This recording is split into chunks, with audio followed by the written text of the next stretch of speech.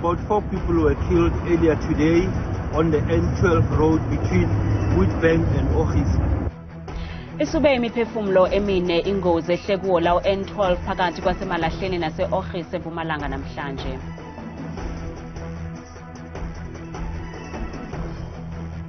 Inkundla yomgaqo siseko isikhabile isicelo sesebe lezoluleko sokubhena kwisigwebo senkundla yezibheno sokuba angabuyela entolongweni wayesakuba ngumongameli weli umnumzana Jacob Zuma. One of my biggest dreams is going, professional, becoming a professional tennis player. UNtokozo Zungu noyinzalelwane yaseNaturena eSoweto uzenzela igama kumdlalo wentenetya.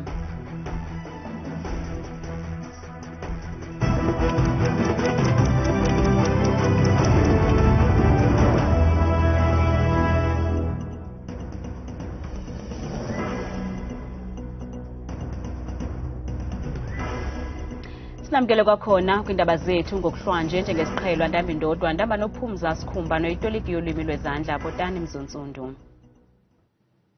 Ngabantu abane abaphulukene nobomi babo ngentseni yanamhlanje kwingozi ebandakanya izithuthi eziliqela kuwo lawo endlela N12 eMpumalanga. Kutyholwa ngelithi unobangela wale ngozi biyinkungu emandla edale kuba abaqhubi bangayiboni kakuhle indlela. Linani elivisayo lezithuthi ezibandakanyeke kwingozi emasikizi kuwola wendlela N12 phakathi kweMalahleni nase-Ochis eMpumalanga ngentseni yanamhlanje, ukanti ngabantu abane abaphulukene nobomi babo kule nyikitya ngelixa abanye beleqiswe esibhedlele. About 4 people were killed earlier today on the N12 road between Witbank and Ochis. This happened as a result of the multiple vehicle collisions that occurred on that road due to a heavy mist that was prevailing earlier this morning. We continue to plead with motorists who might be driving in misty conditions on various parts of our province to ensure that they always put their headlamps on, they always increase their following distance, and they also reduce speed. Wherever possible, if there's a need for them to stop, we are appealing to them. Umnumzana George Masombuka ubalisa ngobuzaza bale ngozi njengomntu obeyinxalenye yayo. Bekunzima kakhulu ngendlela kwenzeke ngakhona lana. Ekuseni masifika nathi vele namatruck ngoba nabachaza ngathi lento yenzeke ekuseni ngabo 4 yabona. Sathi masithi mafika samamela sibhekile njena simile eceleni. Hawu seza nje kukhala ubugudlu emotweni. Mangiphuma mina ngimele eceleni kube na 4 esishayisana emva kwami. Njoba sisibona nale nje umlungu sakashile lapha kule ngozi le mfethe bekunzima kakhulu. Kuvakala ukuba unobangela wale ngozi ibe yingubo yenkungu emandla ebeyambethe le ndlela nedale ukuba abaqhubi bangaboni kakuhle. Umkomishinala wamapolisa eMpuma Koloni uNjengele nomthetheleli Mene uthulele umnqwazi amapolisa ngokunqakula ngokukhawuleza abarhanelwa abahlanu kwisiganeko sokudutyulwa kubulawe abantu abathandathu kwilokisha kwaNobuhle eMpuma Koloni kule veki. Abarhanelwa baphakathi kweminyaka engama-21 nama-34 babanjwe ngentseni yanamhlanje. Iingxelo zithi ngorhatya lwangolwesibini amadoda angaziwayo amathathu ambonzeleke kwindlu ethile kwisitalato iMdledle kwaNobuhle ze athulula ngerhuluwa abulala abantu abathandathu. Kwesisele kuye kwenzakala abantu abane kanti abarhanelwa baza kuvela kwinkundla kamantya kwaNobuhle kwezi ntsuku zizayo. The incident is suspected to be drug-related. They are detained on charges on 6 counts of murder and 4 counts of attempted murder. The suspects are expected to appear in the KwaNobuhle Magistrates Court soon. Lieutenant General Mene has hailed the breakthrough a success and commented that the task team demonstrated unwavering commitment and exceptional skill in apprehending the perpetrators responsible for these heinous murders and attempted murders. Inkundla yomgaqo siseko iwise isigwebo namhlanje nalapho ivumelana ngokupheleleyo nesigwebo senkundla yezibheno nezinze eBloemfontein sokuba abuyele entolongweni wayesakuba ngumongameli weli umnumzana Jacob Zuma. Le nkundla yomgaqo siseko isikhabile isicelo sokuguqula isigwebo senkundla yezibheno sokuba wayesakuba ngumongameli weli angabuyeli entolongweni. Esi sicelo sasifakwe iofisi yomkomishinala wesebe lezoluleko kanti inkokheli ye-DA umnumzana John Steenhuisen iphefumule yenjenje ngalomba. It's a major victory for the principle of equality before the law, which would be a foundation of any successful democratic country, that everybody, regardless of whether you're a former president or an ordinary citizen, has the same sets of circumstances and regulations applied to you. And I also think it's going to be incredibly useful that we've now shut the door on this notion of medical parole as an escape hatch for those who do wrong in the country. And I think this is going to be particularly important that that avenue is shut off as the hopeful prosecutions result from the Zondo Commission. Umongameli Cyril Ramaphosa ubengenanjongo zakuxhamla kumkhuseli woluntu onqunyanyisiweyo Advocate Busisiwe Mkhwebane okuvakaliswe ngusekela jaji inhloko uMandisa Maya ngethuba inkundla yomgaqo-siseko imfumanisa engenachaphaza umongameli Ramaphosa ngokunqumamisa uAdvocate Busisiwe Mkhwebane ngonyaka ophelileyo. Inkundla yomgaqo-siseko imfumanise echankcathe ngqo kumhlathi 1043A womgaqo-siseko umongameli Cyril Ramaphosa ukunqumamisa umkhuseli woluntu Advocate Busisiwe Mkhwebane ngoJuni nyakenye. The president stood to gain nothing from suspending the public protector because the acting public protector continued with the investigation diligently according to her undisputed affidavit. I-ofisi kamongameli ngomlomo wesithethi sakhe umnumzana Vincent Magwenya iyasamkela isigqibo senkundla. The Constitutional Court judgment affirms the fact that the president acted within the rule of law. Nhlandlolo inkundla ephakamileyo yaseNtshona Koloni yagweba ngelithi wanqunyanyiswa ngokungekho mthethweni okaMkhwebane, nto leyo yabangela ukuba iDA nomongameli bawuse kwinkundla yomgaqo-siseko lomba. Umhlalutyi wezopolitiko uthi besilindelekile isigqibo isikumila kunje. It was clear the process had started long before the list of questions was sent, and one couldn't even at that stage draw some connection between the decision of the president and the suspension because it started way before that. So the judgment was in a sense not unexpected. Kwenye icala umongameli we-I-EFF umnumzana Julius Malema uyasigxeka isigqibo senkundla. It is well within the rights of the I-EFF to disagree with the court. We respect the decision of the court, but we don't agree with it. We all know that the court have taken a particular attitude against the public protector and against anything that is not Sir Ramaphosa. Ixesha le-ofisi kamkhuseli woluntu lifikelela esiphelweni ngo-Okthobha walo nyaka yaye sele iqalile inkqubo yokuqesha umkhuseli woluntu omtsha.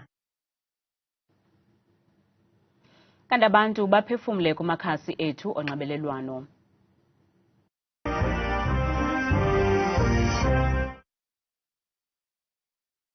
Noma ngaze kuthiwa yini ephathi umongameli wezwe nenkantolo uhleze ephumela phambili. Lokho sesiyakwazi sikungabaza. Ingathi yenye insumansumane le iphakathi komongameli kunye noMkhwebane. Insumansumane engapheliyo tu. Andisathembi kwanto mnedibanisa nenkundla zelilizwe ngoba inkundla zelilizwe zinabantu ezingafuni kwa uba bathintwe kuthiwe bayagwetywa okanye babonwa benetyala. Loka Ramaphosa uyayazi mhlophe into yoba uMkhwebane uke waphicotha wonke amatyala wakhe uzoba sengxakini. Akafuni ukuba sengxakini uRamaphosa, yiyo le nto amnqumamisayo uMkhwebane. Into endiyiqaphelayo mna iikhoti ezininzi zivamisile ukumvuna umongameli zimkhuphe emsulwa, kodwa ke masithule sijonge ngoba kudlalwa ipolitiki. Kule veki zayo enye ikhoti izawube iphikisana nesi sinqumo sanamhlanje. KuFacebook uSiphamandla Gobo uthi siyakrokrisa nyani msasi kuba kaloku Advocate Mkhwebane wanqunyanyiswa emveni kokuba elandela indaba yasephalaphala. Kona lona kaMkhwebane animbeki ityala umongameli akananyani qha yena, utsho seCryfontaine eKapa. Andile Mrhwetyana uthi msasazi wam umama uMkhwebane ngevele osuke kwesi sikhundla sika-public protector kakade ixesha lakhe liphelile udlala njengemali kuba ezinto azisa ezinkundleni zijikela yena. Unikwanto Mkhanya uthi lo mama uMkhwebane yena ngevele anikezele ngentlambo kuba wonke amatyala wakhe uyohlulwa kuwo okokoko, utsho seNtabankulu. Bukela ungaphefumla kwimixholo yethu sebenzisele nombolo kaWhatsApp nengu-071 670 2548.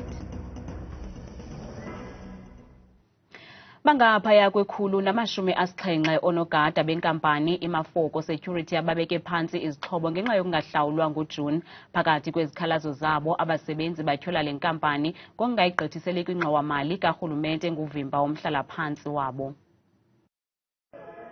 Uthembeni Ntsele osebenza njengonogada kwisibhedlele iRK Khan phantsi kwenkampani iMafoko Security uthi emva kokungarholi kwinyanga ephelileyo kungoku nje akalali obehlayo ngamatyala. Sesize sikuma-areas abanye bethu. Ama-account ayasifonela sengathi thina esingafuni ukukhokha. Mhlambe sibaleka izikweletu zethu. Ama-debit orders ayasishaya emabhenki. Abasebenzi bathi abafumani impendulo ecacileyo malunga nesizathu sokungarholi kwabo. Imemo yakhamuka late.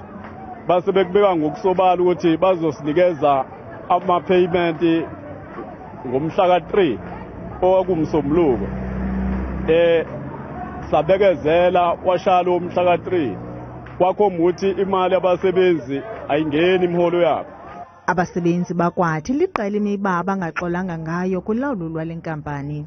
Sake sabakhona ne-strike esasisitele kumetro wala eChasworth sizama exercise ngokwamalungelo ethu. Ikhampani is underpayer. Okunye esasinenkinga nako Provident Fund wethu njoba ingawuyisa isikhwameni khomba ukuthi iyawudla. Ikhampani yagcina-ke yomisa ukubamba yangasibuyisela kuze kube imanje. Ukanti kusenjalo iMafoko Security ayiphendulanga kwimbalelwano yethu nayo ngelixa isebe lezempilo lephondo lisithi liye lanyanzeleka ukuba liqeshe enye inkampani ukuqinisekisa ukhuseleko lwezigulane kwanabasebenzi besibhedlele iRK Khan. Inkokheli ye-I-EFF umnumzana Julius Malema wenze umbulelo ngazenzisiyo kubemibeli loMzantsi Afrika bathe baphose esivivaneni banikezela ngeenkomo ezingaphaya kwekhulu kwakunye nezinye izipho kwiqela le-I-EFF nanjengoko liqela liza kubhiyozela ukufinca iminyaka elishumi lasekwayo kumsitho eza kubanjelwa kwibala lase-FNB Stadium ngomhla 29 kule nyanga.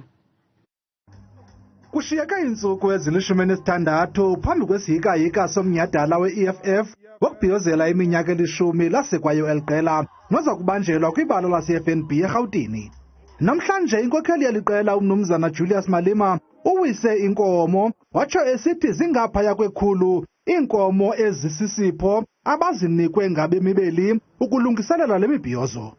We want to take this opportunity to thank the people of South Africa for having donated more than 100 cows for the 10th anniversary celebration of the I-EFF, which will take place on the 29th of July at the FNB Stadium. Loka Malema uthi oku ngumbulelo kwabaphantsi ngokubathwala kule minyaka elishumi. Watsho esithi iza kuba ngumdliva kwibala lase-FNB namalungiselelo uthi asahamba ngendlela. All preparations, the buses, the stage, the sound, the cows, there is no single person who's going to leave FNB Stadium without tasting the meat donated to them by the people of South Africa who appreciate the 10 years of unbroken struggle for economic emancipation of our people. Le nkokheli ye-I-EFF ithi bengekho lula ukuza kufika kule minyaka elishumi kuba bagqithe amajinginqiwu amaninzi kwaye uthi baxolele ukumila ingca emqolo soze baphumle de wonke ummiweli axhamle kwinkululeko yezoqoqosho.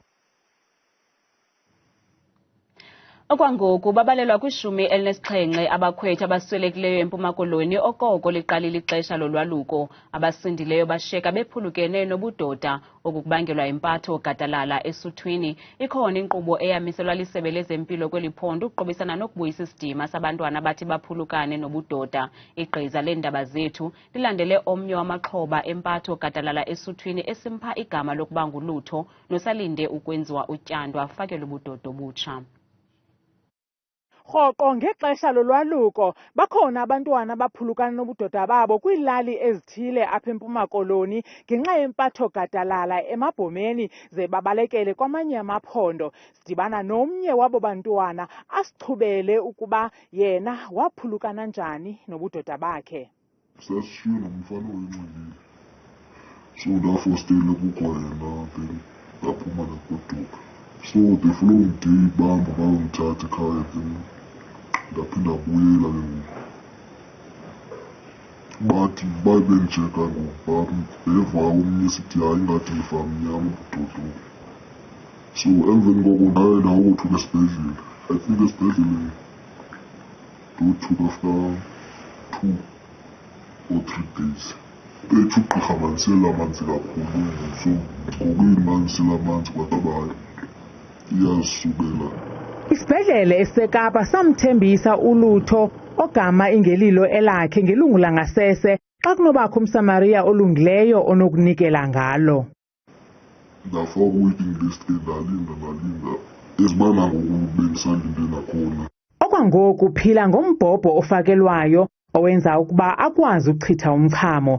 Ziphanzile inzame zokufumana isebe lezempilo eMpuma Koloni khona ukuze licacise ngenkqubo engahambeli ndawo yokubuyisa ubudoda eyasekwa lilo ukuqobisana nemingeni yabantwana abathi baphulukane nobudoda ngethuba besesuthwini. Kanye njengolutho baliqela abantwana bangabafana eMpuma Koloni abasemlindweni wale nkqubo ngethemba lokubuyisela ubudoda babo. Kwakhona ulutho uthi unamaphupha okuba nosapho olulolwakhe ngenye imini.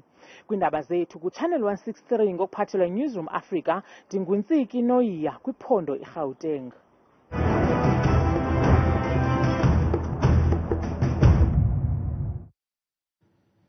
uNtokozo Zungu oneminyaka engama-21 noyinzalelwane yaseNaturena eSoweto uzenzela igama kumdlalo wentenetya kwaye uthe lona phupha lakhe elikhulu kukuba ngumdlali ohlawulwayo nokuphumelela iGrand Slam ezinkulu ezifana neWimbledon. uNtokozo ungumfundi kwelaseMelika. Sithetha nje emva kokufumana inkxaso-mali kuze aqhubele phambili nokufunda banzi ngalo mdlalo. Ukusuka kwizitalato zaseNaturena ukuya kumabala entenetya ase-Alabama kwelaseMelika, uNtokozo Zungu usendleleni yokufezekisa amaphupha akhe kwaye uthi elona phupha lakhe kukuba ngumdlali ohlawulwayo kumdlalo wentenetya. One of my biggest dreams is going, professional, becoming a professional tennis player. So going abroad has brought me a little closer to seeing, that this is possible and this dream can happen, just with, a little bit more support, of course. uNtokozo waqala ukudlala umdlalo wentenetya eneminyaka 4 ubudala eqeqeshwa ngutata wakhe. Le ntwazana ingumzekelo omhle wokuba umzingisi ngenene akanashwa kwaye ithi ilandela ekhondweni likaSerena Williams. Looking abroad to, the likes of Serena Williams, who also has a similar background to mine, coached by her dad as well. So looking at those similarities made me realize that I'm not too far off the journey of what a professional tennis player can be. Ukhuthaza abanye abantwana ke abahlala ezilokishini ukuba bangoyiki ukuvula impiko babhabhe kwaye uthi umdlalo wentenetya ayingowabamhlophe kuphela, nabani na angawudlala anqandwe zinkwenkwezi. Thabile Makhaphela selengqangile nemozulu.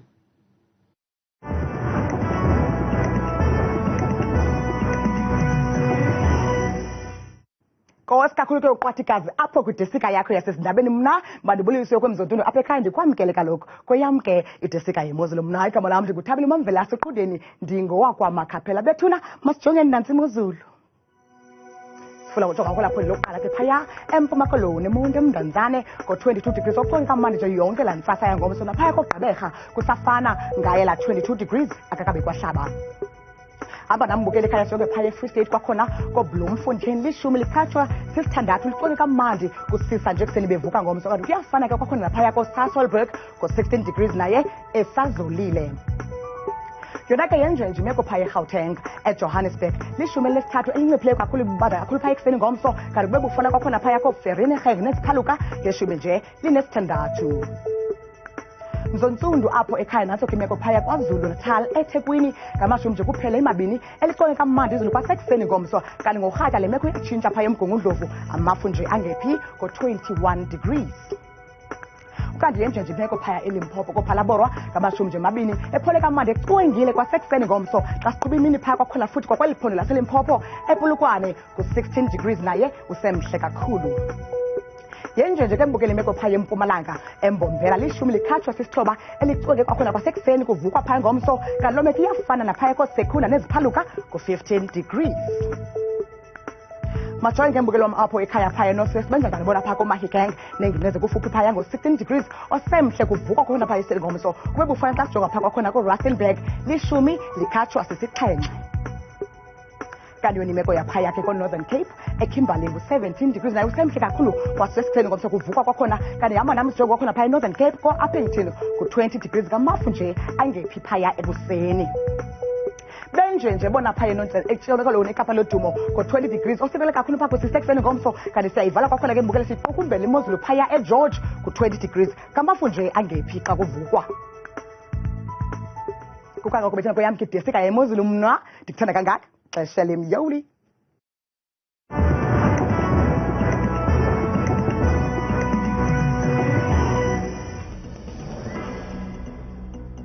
ungazifumana izindaba nezinye kwiqonga lethu leYouTube @Iindaba Zethu 163 kamnandi.